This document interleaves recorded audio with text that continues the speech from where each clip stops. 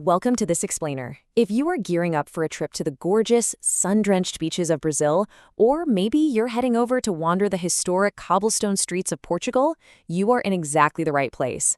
Today, we're going to pack your mental suitcase with the practical, everyday Portuguese you need to navigate these stunning countries like an absolute pro. All right, let's look at our itinerary. First up, we'll cover greetings and your first steps. Then, we'll tackle city directions. After that, we're diving into the surprising transport differences between Brazil and Portugal. And finally, the best part, ordering at a restaurant. Okay, Section 1, Saudações e primeiros passos, or making a great first impression.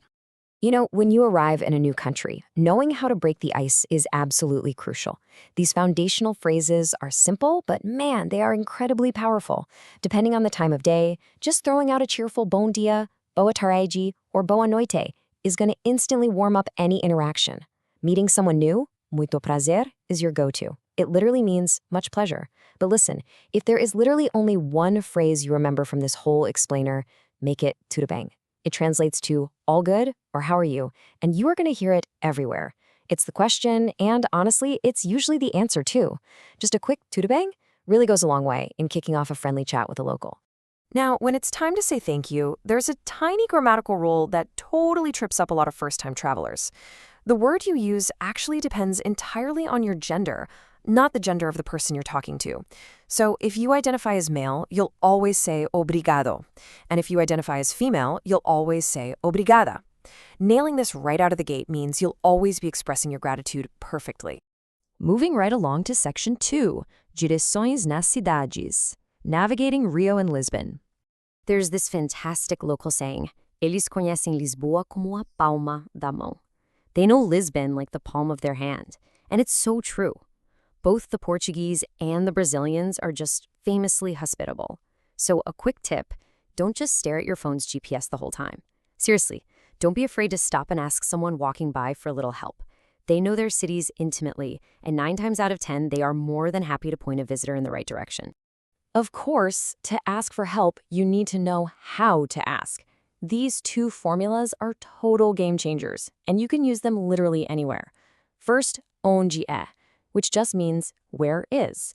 So onde é a estação asks where the station is. The second one, como se vai para, means how do you get to. You just tack your destination onto the end. Como se vai para a praia gets you right to the beach. Want to hit a museum? Just swap in museu. Looking for downtown? Say centro. Super easy, right? But wait, asking the question is really only half the battle. You actually have to understand what they say back to you. Let's simulate a local giving you step-by-step directions. Instead of getting totally overwhelmed by a fast-spoken wall of words, just listen for these key cues. Sempre en frente means keep going straight ahead. Tome a primeira esquerda means take the first left.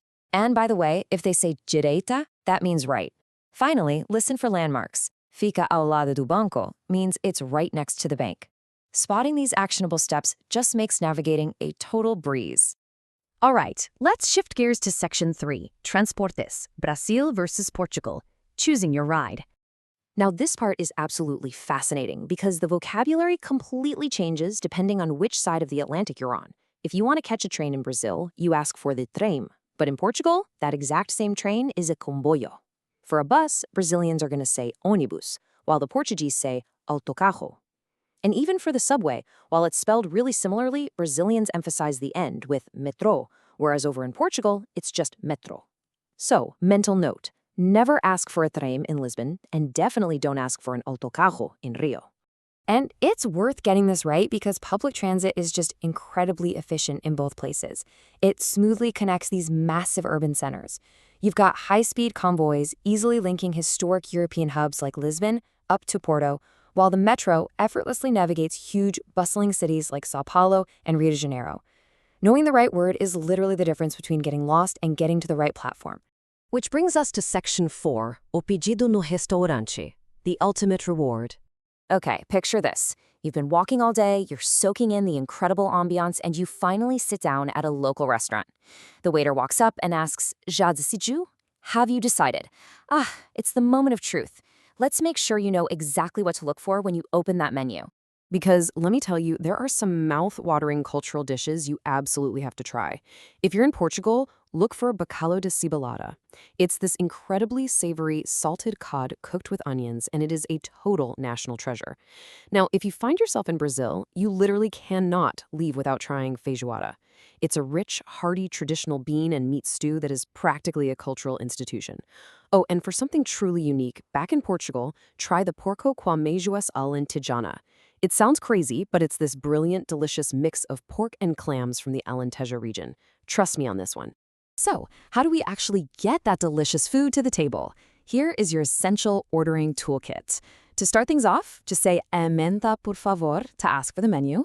Now, if you're stuck and aren't sure what to get, use this fantastic insider trick. Just ask the waiter, "O que me recomenda?" What do you recommend? If you want the freshest, most authentic local meal they've got that day, go with "Queria o prato do dia." I would like the dish of the day. And finally, when you are perfectly full and happy, you wrap the whole thing up with "A conta por favor," the bill please. And there you go. You are now officially equipped with the linguistic essentials to greet, navigate, commute, and definitely dine like an absolute pro in both Brazil and Portugal. So let me leave you with this. Where will your next Portuguese-speaking destination be? And more importantly, what are you going to order first? Keep these phrases in your back pocket for your next adventure. Safe travels, everyone!